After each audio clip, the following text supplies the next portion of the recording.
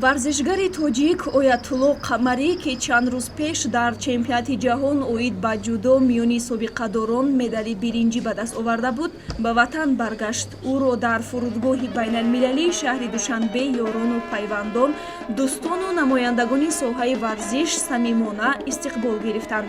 ёдовар мешавем, ки чемпионати ҷаҳон оид ба ҷудо миёни собиқадорон аз 8 то 11 сентябр дар шаҳри Кракови, Полша бо иштироки 837 варзишгар аз 60 давлати дунё доир гашт.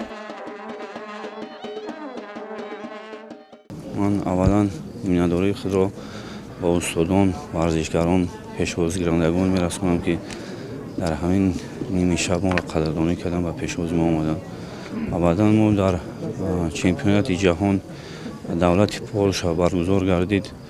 байни собиқадорон аъзои категория иштирок намуда сазовори медали биринҷии қаҳрамони ҷаҳон гаштем. дар оянда нақша дорем, ки медали тиллои қаҳрамони ҷаҳонро ба даст биёрем. ба ҷуз аз Оятулло, кишвари моро дар ин мусобиқоти фароҷаҳонӣ 9 нафари дигар ҳам намояндагӣ карданд. ҳамзамон Неъматулло Арслонқулов дар вазни ҷамъи 100 килограмм медали биринҷӣ ба даст овард.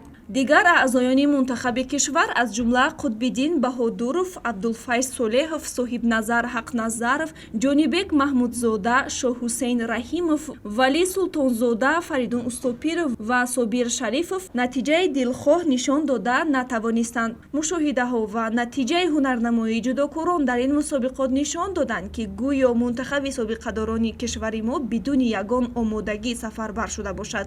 аксари ин нафарон ба омма ношиносанд. мо низ барои муайян намудани шахсияти собиқадорон бо намояндагони Федератсияи ҷудои кишвар дар тамос шудем, вале мутаассифона ҷавоби мушаххас гирифта натавонистем.